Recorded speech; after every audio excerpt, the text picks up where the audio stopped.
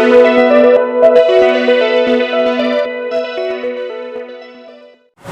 दोस्तों, स्वागत है एक बार फिर से आप सभी का हमारे चैनल पर। आज की वीडियो में हम आपको बताने वाले हैं कि कार एसी किस प्रकार से कार्य करते हैं और कार एसी के सभी पार्टों को बारी बारी से दिखाएंगे। तो यहाँ पर देखिए बोनट है इसका, इस बोनट के अंदर ही कार एसी लगी होती है और इसी के अंदर कंप्रेसर होता है। जो इसका इवापोरेटर होता है ये अंदर होता है और इसका जो आउटडोर भाग होता है वो बाहर होता है, मतलब कि इस बोनट के अंदर होता है। सबसे पहले हम इसकी स्विच को दिखा देते हैं। तो स्विच को दिखाने के लिए हम अंदर लेके चलते हैं आपको और अंदर देखते हैं कि यहाँ पर क्या क्या लगा हुआ है। तो यहाँ पर देखिए हम अंदर आ चुके हैं और यहाँ पर ये देखिए हैंडल है इसका। यहाँ पर देखिए एक इसका स्विच है, इसको इग्लेशियन स्विच बोला जाता है। यहाँ पर आप देख सकते हैं ये इग्लेशियन स्विच है, जिसमें चाबी लगाई जाती है उसको इग्लेशियन स्विच बोला जाता है। इस इग्लेशियन स्विच को हम ऑन करते हैं। यहाँ पर हम जैसे ही ऑन कर देते हैं तो यहाँ पर देखिए सभी लाइटें जल चुके हैं। यहाँ पर देखिए सभी इंडिकेटर जल चुके हैं और यहाँ पर आप देख सकते हैं ये म्यूजिक सिस्टम पूरा लगा हुआ है और ये भी हमारा ग्लो कर रहा है। और यहाँ पर देखिए ये स्विचें लगी हुई हैं। सबसे पहले मैं आपको स्विचों के बारे में समझा दूँ। तो यहाँ पर देखिए एक स्विच इस साइड में लगी हुई है। इस साइड की स्विच में क्या होता है, देखिए जैसे मान लीजिए कि इसके अंदर जो हमको हवा लेनी है तो यहाँ पर देखिए ये सीधा एकदम डायरेक्शन बना हुआ है, कोई व्यक्ति बैठा हुआ है, मतलब कि इसको जब इस पॉइंट पर हम करते हैं तो हवा यहाँ से निकलेगी, इस पॉइंट से हवा निकलेगी और यहाँ पर बैठे व्यक्तियों को लगेगी। इसके बाद देखिए इसके बाद का जो ये स्विच है, जब हम इसको इस पर करेंगे तो इस कंडीशन पर करने पर क्या होगा, ये जो हवा लगेगी ये अंदर से भी आएगी, मतलब कि यहाँ से भी आएगी और यहाँ बाहर से भी आएगी, मतलब कि इस पॉइंट से भी आएगी। इसके बाद अब हम आगे जब इसको करते हैं तो यहाँ पर देखिए ये सिर्फ पैर के पास में हवा लगेगी, मतलब कि यहाँ से नीचे से हवा आएगी और हमारे पैरों के पास में लगेगी। और उसके बाद जब हम इस स्विच को थोड़ा सा और आगे करते हैं तो यहाँ पर शीशे के पास से हवा निकलेगी। यहाँ पर आप देख सकते हैं यहाँ पर शीशे के पास में भी ये लगा हुआ है, स्लॉट बना हुआ है और यहाँ पर हवा आएगी तो यहाँ पर शीशे पर लगेगी। इस प्रकार से ये स्विच कार्य करती है। इसके बाद देखिए यहाँ पर यूज विथ, यहाँ पर बाहर की हवा अंदर आएगी, मतलब बाहर की हवा को अगर आप अंदर लेना चाहते हैं तो इसको इस स्विच को यहाँ पर कर देना है तो बाहर की हवा इन्हीं स्लॉटों से फेंकेगी। इसके बाद देखिए अगली स्विच का कार्य क्या है। यहाँ पर अगली स्विच है हमारी ये, इसको जब हम ऑन करते हैं तो यहाँ पर ब्लोअर फैन चलता है, ब्लोअर फैन चलता है और साथ ही साथ इस स्विच से अगर हम इस एसी वाले स्विच को प्रेस करते हैं तो यहाँ पर देखिए एसी वाला पॉइंट ऑन हो जाता है। जब एसी वाला पॉइंट ऑन हो जाता है तो ये सिर्फ कंप्रेसर के इलेक्ट्रोमैग्नेटिक स्विच तक ही जाता है, लेकिन जब तक हम इस कार को स्टार्ट नहीं करते हैं, मतलब कि जब तक इसका इंजन रन नहीं करता है तब तक ये हमारी एसी ऑन नहीं होती है। इस स्विच को हम आगे बढ़ाते हैं तो ब्लोअर फैन की स्पीड जो होती है वो बढ़ती जाती है। यहाँ पर आप देख सकते हैं ब्लोअर फैन की स्पीड बढ़ गई है और ब्लोअर फैन हमारा वर्क कर रहा है। यहाँ पर आप देख सकते हैं ये हवा आ रही है। इस स्विच को हम थोड़ा सा इधर घुमाते हैं, देखिए ऊपर से हवा आएगी। जैसे हम इस स्विच को इस पॉइंट पर करते हैं तो यहाँ पर देखिए अब यहाँ से हवा आने लगेगी। यहाँ पर हम आपको दिखा दें तो यहाँ पर देखिए ये हमारा यहाँ पर हिल रहा है और यहाँ पर जब हम नीचे करते हैं तो यहाँ पर देखिए पैरों के पास से हवा आएगी। इस समय पैरों के पास से हवा आ रही है। ये हमारा ब्लोअर फैन 3 नंबर पर इस समय चल रहा है। यहाँ पर देखिए हवा आ रही है, इस पॉइंट से हवा आ रही है और यहाँ पर साइड में भी पॉइंट बने होते हैं तो इस पॉइंट से भी हवा आ रही है, मतलब कि इस ड्राइविंग सीट पर भी अगर कोई बैठा है तो यहाँ से हवा ले सकता है और यहाँ से बीच में से जो हवा आती है ये पीछे भी जा सकती है और यहाँ पर इस साइड में जो हवा आती है यहाँ पर बैठे हुए व्यक्तियों को भी लगेगी। तो इस प्रकार से ये स्विच कार्य करती है। यहाँ पर देखिए 3 नंबर पर है। यहाँ पर ये जो स्विच है ये थर्मोस्टेट का भी कार्य करती है। थर्मोस्टेट आप जानते होंगे, जो थर्मल वाल्व थर्मोस्टेट होता है ये क्या करता है, कूलिंग को कंट्रोल करता है। अब कूलिंग को कंट्रोल कैसे करता है उसको समझ लेते हैं। देखिए इसको जब हम 0 पर करते हैं, इस समय 0 पर है तो 0 पर करने से एसी वाला पॉइंट भी बंद हो गया, मतलब इस स्विच को अब हम प्रेस करेंगे तो वर्क ही नहीं करेगी, मतलब कि इसकी सप्लाई जो होगी इस स्विच से होकर एसी वाले पॉइंट पर गई होगी। इसलिए इस स्विच को हम ऑन करते हैं, मतलब कि यहाँ पर जब हम इसको ऑन कर देते हैं तो हमारा थर्मोस्टेट 1 नंबर पर होता है, मतलब कि कम कूलिंग करेगा। कम कूलिंग का मतलब ये होता है कि फिर हमारा जो कंप्रेसर चल रहा होगा ये कुछ ही देर के लिए चलकर फिर बंद हो जाएगा, मतलब कि ठंडी हवा तो आएगी लेकिन कुछ ही देर के लिए आएगी और फिर बंद हो जाएगा। और ब्लोअर फैन हमारा हमेशा चलता रहेगा, मतलब कि 0 नंबर पर सिर्फ बंद रहेगा और उसके बाद जब हम 1 नंबर पर इसको करेंगे तो हमारा जो ब्लोअर फैन है वो भी चलेगा और साथ ही साथ एसी भी चलेगी। लेकिन एसी तब तक नहीं चलेगी जब तक हम इंजन स्टार्ट नहीं करेंगे, मतलब कि इंजन से ही बेल्ट ड्राइव कंप्रेसर कनेक्ट होता है। जब हमारा इंजन चलता है तो हमारा बेल्ट ड्राइव कंप्रेसर ऑन हो जाता है और जब हमारा कंप्रेसर ऑन होता है तो उसमें जो रेफ्रिजरेंट होता है R134A इसमें गैस पड़ती है, ये रेफ्रिजरेंट इसमें रन करने लगता है और रन करने की वजह से हमारी एसी ठंडक प्रदान करती है। तो यहाँ पर देखिए 1 नंबर पर है। इस समय क्या होगा, इस समय अगर हम इंजन को स्टार्ट कर देते हैं तो हमारी एसी ऑन हो जाएगी। एसी ऑन हो जाएगी तो हमारा ब्लोअर फैन चल ही रहा है, एसी ऑन हो जाएगी ठंडी करेगी, जब ठंडी करेगी तो यहाँ से ठंडी हवा हमको प्राप्त होने लगेगी। और यहाँ पर 1 नंबर का करने का मतलब ये है कि ये थर्मोस्टेट है जल्दी से कट करेगा, मतलब कि थोड़ी सी ठंडक हुई तब तक ये सप्लाई को कट कर देगा। अब हम 2 नंबर पर इसको करते हैं, जब हम इसको 2 नंबर पर करते हैं ब्लोअर फैन की जो स्पीड है थोड़ी सी और तेज़ हो जाएगी। यहाँ पर आप देख सकते हैं ये हिल डुल रहा है और यहाँ पर ब्लोअर फैन से थोड़ी सी स्पीड और तेज़ हो गई है। तो थोड़ी सी स्पीड और तेज़ होने पर क्या होगा, एक तो ब्लोअर फैन की स्पीड तेज़ हो गई, दूसरी बात एसी की जो कैपेसिटी है, मतलब कि एसी जितनी देर ठंडा करेगी थोड़ी सी और उसकी टाइमिंग बढ़ जाएगी, मतलब कि थर्मोस्टेट थोड़ी देर तक और कट नहीं करेगा, मतलब कि उसकी टाइमिंग बढ़ जाएगी, कूलिंग करने की टाइमिंग बढ़ जाएगी। इसके बाद देखिए हम जब 3 नंबर पर करेंगे ये बहुत ज़्यादा ठंडा करेगा, मतलब कि बहुत ज़्यादा ठंडा करने के बाद ही कट करेगा सप्लाई को। तो ये सप्लाई को जब कट करता है तो इसका मतलब ये होता है कि एसी हमारी बंद हो जाती है, एसी ऑफ हो जाती है। इसके बाद जब 4 नंबर करते हैं, हमको पूरी कूलिंग चाहिए, बहुत ज़्यादा कूलिंग चाहिए, तो हम 4 नंबर पर इसको रखते हैं। और 4 नंबर पर रखने पर देखिए ब्लोअर फैन बहुत तेज़ चल रहा है, यहाँ पर हवा बहुत तेज़ी से आ रही है। तो ये 4 नंबर पर करने से थर्मोस्टेट की जो सेटिंग है वो बढ़ जाती है। थर्मोस्टेट की सेटिंग बढ़ने की वजह से हमारा थर्मोस्टेट बहुत देर बाद सप्लाई को कट करता है। जब बहुत देर बाद सप्लाई को कट करता है तो हमारी कूलिंग अंदर बहुत ज़्यादा आती है, यानी कि ये मैक्सिमम पॉइंट है इसका। मैक्सिमम पॉइंट पर हम करके बहुत अधिक कूलिंग ले सकते हैं। यहाँ पर देखिए जो हम एसी को बंद भी कर सकते हैं। यहाँ से अगर हम एसी को यहाँ से ऑफ कर दें तो ये हमारा ब्लोअर फैन चलता रहेगा, सिर्फ नॉर्मल हवा देता रहेगा, और एसी बंद रहेगी तो नॉर्मल हवा ही आएगी, कोई ठंडी हवा या गर्म हवा नहीं आएगी। चलिए हम यहाँ पर दूसरी स्विच के बारे में आप समझ गए होंगे। अब यहाँ पर आप समझ सकते हैं ये नीचे वाली स्विच है, इस स्विच को जब हम इधर करते हैं, इस साइड में करते हैं, तो ये हमारी स्विच अंदर की हवा को ही ठंडा करके हमको प्रदान करती है, मतलब अंदर की हवा को ही ठंडा करके हमको देगी। लेकिन अगर हम बाहर की हवा को चाहते हैं, जैसे मान लीजिए कि अंदर की हवा, कभी कभी ऐसा होता है कि अंदर बहुत ज़्यादा गर्मी होने लगती है तो ये वर्क नहीं कर पाता है सही प्रकार से, तो हम बाहर की हवा चाहते हैं। बाहर का वातावरण अगर बढ़िया होता है तो हम क्या करते हैं, इस स्विच को इस साइड में लेके आते हैं। जब हम इस स्विच को इस साइड में लेके आते हैं तो ब्लोअर फैन हमारा क्या करता है, बाहर की हवा को खींचकर, मतलब कि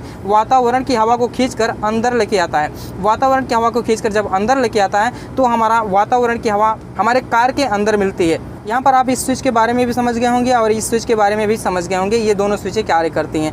यहाँ पर देखिए जो एसी वाली स्विच है, इसको हम जब ऑन करते हैं तो ये स्विच सिर्फ ऑन होती है और यहाँ पर कंप्रेसर में लगे इलेक्ट्रोमैग्नेटिक स्विच तक ये सप्लाई पहुँचती है, बट वहाँ पर इंजन हमारा जो स्टार्ट नहीं रहता है, तो बेल्ट ड्राइव कंप्रेसर भी नहीं चलता है, तो इस वजह से वहाँ पर हमारा एसी नहीं चल पाता है। अगर हम इस कंडीशन में इस इग्लेशियन स्विच के द्वारा अगर हम इसको ऑन कर दें, मतलब कि गाड़ी को स्टार्ट कर दें, जब हम गाड़ी को स्टार्ट कर देंगे तो इंजन हमारा चलेगा। जब हमारा इंजन चलेगा तो उससे बेल्ट ड्राइव के द्वारा हमारा कंप्रेसर कनेक्ट रहता है, तो हमारा कंप्रेसर भी उस टाइम चलने लगेगा। जब हमारा कंप्रेसर चलने लगेगा तो हमारी कूलिंग यहाँ पर प्राप्त होने लगेगी।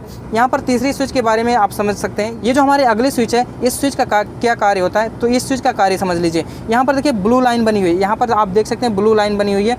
तो ये जो ब्लू लाइन होती है ये कूलिंग मोड के लिए होती है, मतलब कि हमारी जो कार में हवा आएगी वो ठंडी हवा आएगी। एसी चल रही होगी तब आएगी, एसी चल रही होगी तो हमारे जो कार में हवा आएगी, अंदर बैठे व्यक्तियों को जो हवा लगेगी वो ठंडी हवा लगेगी। इसके बाद ये अगला पॉइंट यहाँ पर है, देखिए यहाँ पर जो नॉर्मल कंडीशन है, मतलब कि दो वाइट लाइनें बनी हुई हैं, इस लाइनों पर यहाँ पर देखिए इस पॉइंट पर जब यहाँ पर खटका बना हुआ है, इस पॉइंट पर जब हम करते हैं तो यहाँ पर बहुत अधिक ठंडी हवा आएगी। थोड़ा सा और आगे घुमाएंगे तो कम ठंडी हवा आएगी, थोड़ा सा और घुमाएंगे तो हवा नॉर्मल होती चली जाएगी, मतलब कि ठंडक कम होती चली जाएगी।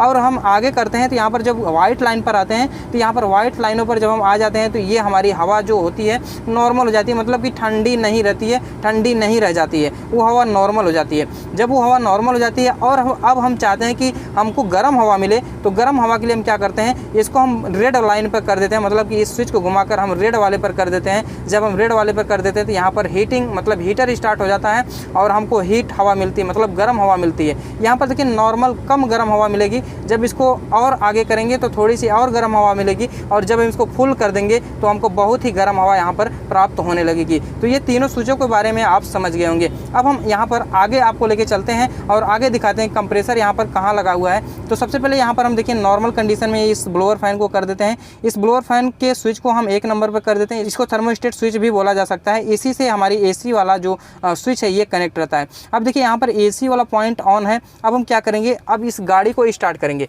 इस गाड़ी को स्टार्ट करने के बाद हम आपको आगे की तरफ दिखाएंगे कि आगे क्या क्या चीज़ें लगी हुई हैं। तो यहाँ पर देखिए इग्निशन स्विच के द्वारा हम गाड़ी को स्टार्ट करेंगे। हाँ, गाड़ी को स्टार्ट करने से पहले एक चीज़ का विशेष ध्यान देंगे कि यहाँ पर जो गियर लगा हुआ है, गियर नहीं लगाना होना चाहिए, इसको न्यूट्रल कर लेंगे। देखिए इस समय ये न्यूट्रल है, अगर ये न्यूट्रल नहीं होता है तो इस समय इस साइड में ये घूमता नहीं, तो ये इस समय न्यूट्रल कंडीशन में है। और यहाँ पर गाड़ी स्टार्ट जब हम करेंगे तो हमारी गाड़ी स्टार्ट हो जाएगी। गाड़ी स्टार्ट होने के बाद हम आपको आगे की तरफ बोनट के पास लेके जाएंगे और आपको दिखाएंगे कि वहाँ पर एसी किस प्रकार से वर्क करती है, कंप्रेसर हमारा किस प्रकार से स्टार्ट होता है और कितने टाइम के बाद वो कट करता है या कितने टाइम के बाद वो स्टार्ट होता है। तो चलिए हम यहाँ पर स्टार्ट कर लेते हैं गाड़ी को। तो यहाँ पर देखिए गाड़ी स्टार्ट हो चुकी है। गाड़ी स्टार्ट होने के बाद यहाँ पर आप देख सकते हैं इंडिकेटर भी यहाँ पर दिखाई दे रहा है कि गाड़ी स्टार्ट हो चुकी है। तो गाड़ी स्टार्ट होने के बाद अब हम आगे चलते हैं और आगे आपको दिखाते हैं हमारा कंप्रेसर स्टार्ट है कि नहीं। यहाँ पर देखिए इसको ऑन करने के बाद यहाँ पर हम थोड़ा सा ब्लोअर फैन के स्विच को थोड़ा सा बढ़ाते हैं। तो स्विच को जब हम बढ़ाते हैं तो यहाँ पर ठंडी हवा यहाँ पर हमको मिलने लगी है, क्योंकि यहाँ पर AC वाला पॉइंट ऑन है। AC वाले पॉइंट के ऑन होने से हमको ठंडी हवा यहाँ पर मिलने लगी। तो अब हम आगे चलते हैं और आगे आपको दिखाते हैं कि हमारा कंप्रेसर मोटर स्टार्ट है या नहीं स्टार्ट है। तो चलिए हम आगे की तरफ चलते हैं और आपको दिखाते हैं। देखिए आगे की तरफ जाने से पहले यहाँ पर हम आपको दिखा दें कि आगे का बोनट कहाँ से खुलता है। यहाँ पर आप देख सकते हैं एक यहाँ पर स्विच लगा हुआ है। इस स्विच को हम यहाँ पर ऐसे खींचते हैं तो हमारा जो बोनट है ये खुल जाता है। यहाँ पर आप देख सकते हैं, इसको हम थोड़ा सा ऐसे खींचेंगे तो हमारा बोनट आगे की तरफ से खुल जाएगा। तो चलिए हम अब चलते हैं, अब आपको आगे बोनट खोलकर दिखाते हैं कि उसके अंदर क्या क्या चीज़ें लगी हुई हैं और किस प्रकार से डिस्चार्ज लाइन, सक्शन लाइन कहाँ पर गई हुई है। तो यहाँ पर हम बोनट के पास आ गए हैं और यहाँ पर देखिए इसको हम थोड़ा सा ऐसे उठा लेते हैं और उठाने के बाद यहाँ पर देखिए इस क्लैंप को यहाँ पर लगा लेते हैं। इससे क्या होगा, हमारा बोनट नीचे की तरफ नहीं गिरेगा और आसानी से हम यहाँ पर देख सकते हैं। यहाँ पर आप देखिए, यहाँ पर इस साइड में एक इंजन लगा हुआ है। यहाँ पर आप देख सकते हैं वो जो इंजन लगा हुआ है, इस इंजन के द्वारा एक बेल्ट लगा हुआ है। इस बेल्ट का सीधा कनेक्शन इस कंप्रेसर से होता है। तो यहाँ से देखिए एक कंप्रेसर लगा हुआ है, ये हमारा कंप्रेसर होता है। कंप्रेसर को थोड़ा यहाँ पर हम जूम करके दिखाएं आपको, तो यहाँ पर देखिए कंप्रेसर लगा हुआ है। कंप्रेसर के साथ एक इलेक्ट्रोमैग्नेटिक स्विच जुड़ा रहता है। वो जो हम AC वाली स्विच आपको दिखाए थे, जो थोड़ा सा इंडिकेट कर रही थी, छोटी सी स्विच थी। ब्लोअर फैन के चालू होने के बाद जो स्विच हमारी वर्क करती है, वो वही स्विच यहाँ से इलेक्ट्रोमैग्नेटिक स्विच के द्वारा कनेक्ट रहती है। जब हम इस स्विच को प्रेस करते हैं तभी वो हमारा जो बेल्ट कंप्रेसर होता है, बाहर वाला भाग अभी घूम रहा है। अभी देखिए थोड़ी देर बाद ये सप्लाई को जब कट करेगा तो यहाँ पर वही थर्मोस्टेट कट करता है, तो हमारा कंप्रेसर रुक जाता है। ऊपर वाली जो पुली होती है बार बार घूमती, मतलब हमेशा घूमती रहती है। जब भी हमारा इंजन चलता है तब भी हमारी जो ऊपर वाली पुली होती है घूमती रहती है। जो अंदर वाली पुली होती है बार बार नहीं घूमती है। ये तभी घूमती है जब हमारा इलेक्ट्रोमैग्नेटिक स्विच इसको सप्लाई देता है। यहाँ पर आप देख सकते हैं अब ये रुक गया है, मतलब कि हमारा कंप्रेसर मोटर बंद हो गया है। अभी थोड़ी देर बाद फिर से वो सप्लाई को ऑन कर देगा। यहाँ पर आप देख सकते हैं फिर से सप्लाई को ऑन कर दिया और कंप्रेसर मोटर फिर से स्टार्ट हो गया। हम वहाँ पर 1 नंबर पर करके आए हैं, अगर हम 2 नंबर पर करते, 3 नंबर पर करते, ये थोड़ी देर तक चलता है, मतलब बहुत देर तक चलता है, उसके बाद सप्लाई को कट करता है। तो यहाँ पर देखिए 1 नंबर पर करने से ये सप्लाई को ज़्यादा देर तक होल्ड नहीं कर रहा है, तुरंत कट कर दे रहा है। तो यहाँ पर अभी आप फिर से देख सकते हैं ये अभी थोड़ी देर में बंद हो जाएगा। तो यहाँ पर देखिए अभी भी ये चल रहा है, अभी थोड़ी देर बाद ये बंद हो जाएगा, मतलब इलेक्ट्रोमैग्नेटिक स्विच से सप्लाई कट जाएगी। जब स्विच कट जाती है तो अनफ्री पुल्ली से जो फ्री वाली पुल्ली होती है वो हट जाती है, मतलब कि एक जो ऊपर वाली बेल्ट चल रही है, बेल्ट जो उससे होती कनेक्ट होती है, कंप्रेसर के पुल्ली से कनेक्ट होती है। तो जो ऊपर वाली हमेशा घूमती रहती है और नीचे वाली बार बार नहीं घूमती है। थर्मोस्टेट के स्विच के द्वारा सप्लाई को कट करने पर ये इलेक्ट्रोमैग्नेटिक स्विच वहाँ से हट जाती है। जब इलेक्ट्रोमैग्नेटिक स्विच हट जाती है तो एक क्लच की तरह उसको छोड़ देती है। तो जब छोड़ देगी तो कंप्रेसर बंद हो जाएगा और जब भी हमारा वो स्विच इलेक्ट्रोमैग्नेटिक स्विच वहाँ पर दोनों पुली को कनेक्ट कराएगी तो हमारा फिर से कंप्रेसर मोटर स्टार्ट हो जाएगा। तो यहाँ पर देखिए कंप्रेसर अभी भी चल रहा है, अभी थोड़ी देर बाद यह सप्लाई को कट करेगा तो यहाँ पर कंप्रेसर चलना बंद हो जाएगा। उसके पहले हम आपको यहाँ पर दिखा दें, यहाँ पर जो लाइनें होती हैं, सक्शन लाइन, डिस्चार्ज लाइन, यहाँ पर देखिए कंप्रेसर जो है, कंप्रेसर से 2 लाइनें निकली होंगी। यहाँ पर आप देख सकते हैं ये कंप्रेसर है, कंप्रेसर से यहाँ पर 2 लाइन निकली है। यहाँ पर देखिए इलेक्ट्रोमैग्नेटिक स्विच के बारे में हम आपको दिखाएं तो इलेक्ट्रोमैग्नेटिक स्विच वहाँ पर लगी हुई है। यहाँ पर आप देख सकते हैं, देखिए इस समय हमारी पुली, अंदर वाली पुली बंद हो गई है। अभी थोड़ी देर बाद ये फिर से ऑन हो जाएगी, देखिए फिर से ऑन हो गई। अब यहाँ पर हम आपको लाइनों के बारे में थोड़ा सा समझा दें। तो यहाँ पर देखिए सक्शन लाइन और डिस्चार्ज लाइन होती है। कोई भी कूलिंग करने वाली मशीन में सक्शन लाइन और डिस्चार्ज लाइन होती है। यहाँ पर देखिए 2 लाइनें आपको दिख रही होंगी। जो मोटी वाली लाइन होती है वो सक्शन लाइन होती है और जो पतली वाली लाइन होती है डिस्चार्ज लाइन होती है, ये आप जानते होंगे। यहाँ पर देखिए जो मोटी वाली लाइन है इसके ऊपर थोड़ी सी आइस जमी हुई दिखाई दे रही है, मतलब कि पानी की तरह बन गया है। ये बहुत ही ठंडी हो चुकी है इस समय। तो ये हमारी सक्शन लाइन है। सक्शन लाइन को हम दिखाएं आपको तो कहाँ कहाँ से ये गई हुई है। सबसे पहले डिस्चार्ज लाइन के बारे में देख लेते हैं। यहाँ पर देखिए डिस्चार्ज लाइन, इसके अंदर एक पाइप है जो अंदर की तरफ गई हुई है। देखिए ये जो पाइप है अंदर की तरफ गई हुई है, तो ये कहाँ गई होगी। सबसे पहले देखिए ये जो पाइप है ये जाती है यहाँ पर कंडेंसर में। कंडेंसर हमारा कहाँ पर लगा हुआ है, हम आपको दिखाएं तो कंडेंसर हमारा यहाँ पर आप देख सकते हैं ये कंडेंसर लगा हुआ। हम आपको आगे की तरफ से दिखाएं तो यहाँ पर आप देख सकते हैं इस जाली के अंदर से आप देख सकते हैं यहाँ पर कंडेंसर लगा हुआ है। ये condenser fins tube type condenser होता है और इसके पीछे एक ब्लोअर फैन होता है जो इसको ठंडा करने का कार्य करता है। यहाँ पर रेडी वाटर भी इसको बोला जा सकता है। यहाँ पर आप देख सकते हैं इसके अंदर फैन लगा हुआ है जो इसमें चलता है और यही उस कंडेंसर को ठंडा करता है।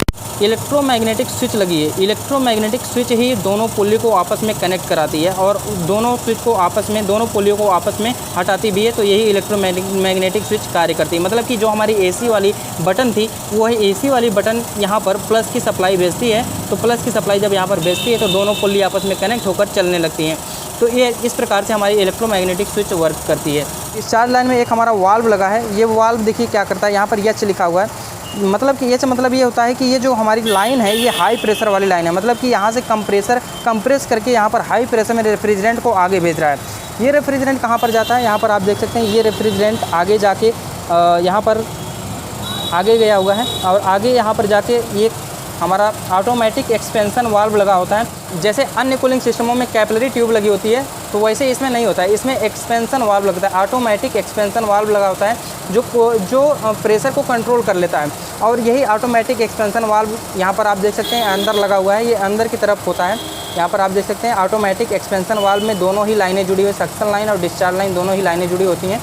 और यहाँ पर देखिए उसी ऑटोमेटिक एक्सपेंशन वाल्व के द्वारा डिस्चार्ज लाइन जाकर एवापोरेटर से टच होगी और एवापोरेटर में जब रेफ्रिजरेंट पहुंचेगा तो एवापोरेटर क्या करेगा, कार के अंदर की गर्मी को खींचकर वहां पर कूलिंग प्रदान करेगा। जब वो कूलिंग प्रदान कर देगा तो वहां पर पूरी कार में ठंडक प्रदान होगी। जब पूरी कार में ठंडक प्रदान हो जाएगी उसके बाद क्या होगा, उसके बाद जब वो वहाँ की वस्तु या स्थान की, मतलब कि उस कार के अंदर की जब वो गर्मी को खींचता है तो रेफ्रिजरेंट गर्म हो जाता है। जब रेफ्रिजरेंट गर्म हो जाता है तो वो गर्म रेफ्रिजरेंट क्या होता है, फिर से सक्शन लाइन में भाप बनकर चला आता है, फिर से कंप्रेसर के सक्शन लाइन में पहुंच जाता है और कंप्रेसर फिर से वही वर्क अपना करना स्टार्ट कर देता है। मतलब सक्शन लाइन से खींचना, डिस्चार्ज लाइन से गैस को फेंकना। तो यहाँ पर देखिए जो हमारी मोटी वाली पाइप है ये सक्शन लाइन है और जो पतली वाली पाइप है वो डिस्चार्ज लाइन है। तो ये सक्शन लाइन भी इस एक्सपेंशन वाल्व से जुड़ी हुई है। और यहाँ पर देखिए सक्शन लाइन आगे जाके यहाँ पर आप देख सकते हैं सक्शन लाइन इस समय ठंडी है क्योंकि हमारा एसी चल रही है इस समय। यहाँ पर आप देख सकते हैं इस इंसुलेटर के ऊपर भी और यहाँ पर बर्फ़ जमा हुआ है। तो ये सक्शन लाइन हमारी होती है। सक्शन लाइन देखिए वहाँ पर कंप्रेसर में जाकर जुड़ चुकी है। यहाँ पर आप देख सकते हैं सक्शन लाइन कंप्रेसर में जाकर जुड़ी हुई है। तो और इसके वायरिंग की बात करें तो यहाँ पर देखिए कंप्रेसर में एक तार गया होगा, वहाँ पर आप देख सकते हैं इलेक्ट्रोमैग्नेटिक स्विच की तरह, जो हमने पहले ही बता चुके हैं। तो इलेक्ट्रोमैग्नेटिक स्विच सिर्फ अनफ्री पुली को फ्री पुली से कनेक्ट कराने के लिए होता है। तो कंप्रेसर इस समय चल रहा है, ये उससे कनेक्ट कराने के बाद तो यहाँ पर आप देख सकते हैं ये प्लस लिखा हुआ है और यहाँ पर ये माइनस लिखा हुआ है। तो यहाँ पर माइनस की सप्लाई तो डायरेक्ट बॉडी से टच रहती है और प्लस की सप्लाई स्विचों के द्वारा सभी उपकरणों में पहुँचती है। तो इस प्रकार से इसकी वायरिंग की जाती है। तो कार एसी से जुड़ा हुआ कोई सवाल है, सुझाव तो कमेंट बॉक्स में ज़रूर दीजिए। चैनल पर नया है तो चैनल को सब्सक्राइब करके बेल आइकन को प्रेस कीजिए ताकि आपको आने वाली सभी इंटरेस्टिंग वीडियो का नोटिफिकेशन मिलता रहे। तो मिलते हैं अगली वीडियो के साथ, तब तक के लिए धन्यवाद। जय हिंद।